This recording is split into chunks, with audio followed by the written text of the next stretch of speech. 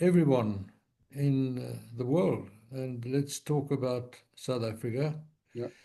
Well, pension funds in South Africa, the governance rule is different from being a director of a company, because as a director of a company, you're the guardian and steward of the company's assets and its business affairs, and you're responsible to the company. Yeah.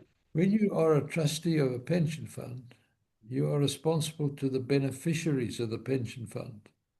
You've got to be responsible to the pension fund itself, but you are responsible in a reporting manner and in decisions you make as to your investments on behalf of the pension fund. You're responsible to the beneficiaries. Those people are going to be dependent on your decisions for their pensions in the longer term. Mm. And so it is a much more onerous task than being a director of a company. And you have to realize that to make investments that have longevity, that are going to be sustainable, one has to approach, notwithstanding media in the United States of America, the Trump administration, and some media like X, Yeah. etc., who have said, well, using their language, diversity, equity, and inclusiveness shouldn't be part of the judgment calls of boards of companies.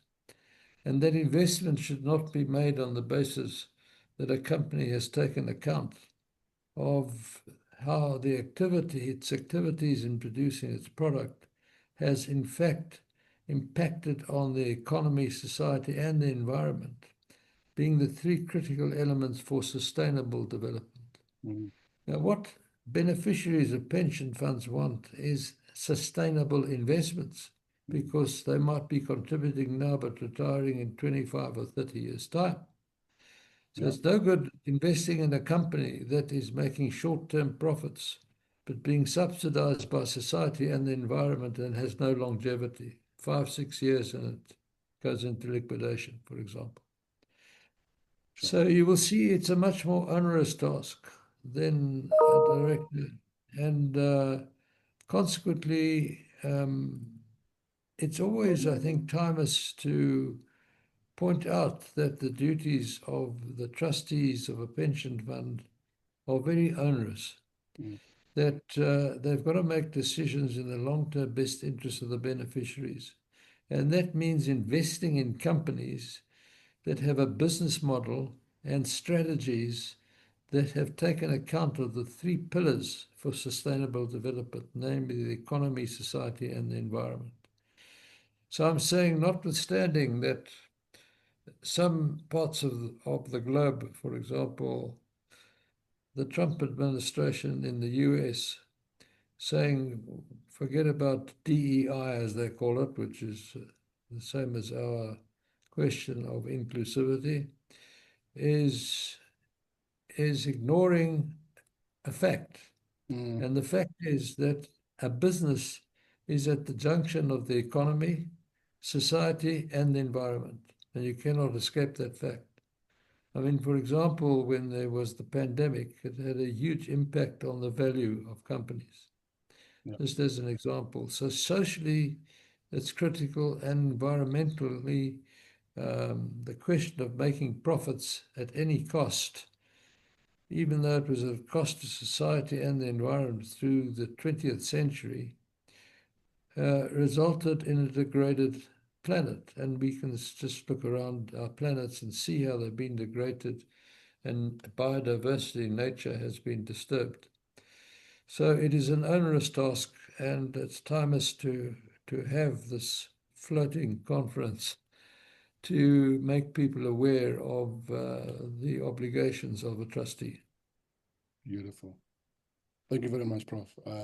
Yeah, that's a lot of insight already that you already shared just on the introduction, and it's actually a nice segue to my next question, which I wanted just to try to understand. As you know, you're one of our keynote speakers in this, and is there a particular message or insight that you're really hoping that you can share with the delegates so that they take that away with them as they leave the floating conference?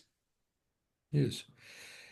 The message to take away is that they are the guardians and stewards of the pension funds for those young people who are contributing now, who will want pensions in 30 years' time, let's say. And they've got to think, in other words, about the long-term health of the company in the shares they're investing in of that company. Does that company have a business model which looks like it will be sustainable for the next 30 years? And that its directors are thinking on an integrated basis. They're doing an integrated report to show how the financial impacts on the non-financial and the non-financial aspects impact on the financial, for example, climate change. Yeah. We've all seen how that's impacted. Economically, we've seen through the global financial crisis how the economy impacts on the value of companies. Socially, COVID, the pandemic, for example. And so you can't escape the realism of business being at the junction of those three critical pillars. And those three pillars are the three critical issues for sustainable development. Now, trustees have to invest in either bonds, but a lot of investment is in the equities of listed companies. And they've got to make sure they're investing in companies that have a business model and a long-term thinking of making business judgment calls in the best long-term interest of the health of the company, not any particular stakeholder. You have regard to the needs, interests, and expectations of your stakeholders. And you will make a business judgment call one time, which might result in adverse consequences for one stakeholder and more beneficial for another. But the next time you make a judgment call, it might be reversed. So there are always trade-offs. But if the board can get it right, 10 out of 10, which is difficult, to make business judgment calls, which is in the long-term best interest of the health of the company, that's in the long-term best interest of all its stakeholders, including its most important stakeholder, namely the beneficiaries of a pension fund. Sure. Absolutely amazing. Thank you very much for that.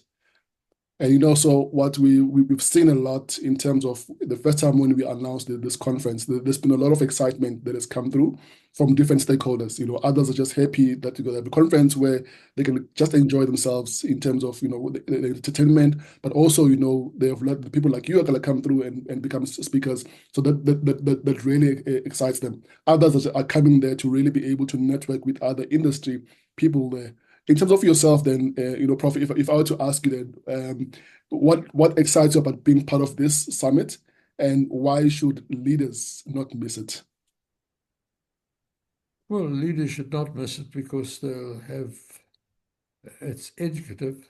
It actually helps them discharge their duties as trustees of pension funds in a much more durable and informed manner. And because it's such an onerous duty, it's helpful to always learn and understand what your duties actually are and what you have to look for and be aware of before making an investment. And a lot of pension funds, especially as they get larger, the trustees choose an investment house to make investments for them. And let's say they choose Old Mutual, so it can be a very big organization. So Old Mutual will make an investment, and Old Mutual will say, well, we've tested this, and we think it does have longevity, that it will be around in 30 years' time. This is their business model. These are their strategies. But you mustn't blindly accept that as a trustee. You must interrogate why they say that. And they must tell you what they learned from the directors of that company where they invest in the equities of that company. And then interrogate what questions they asked the directors, what answers they got from it, Yeah. and why do they say what they do say in their report?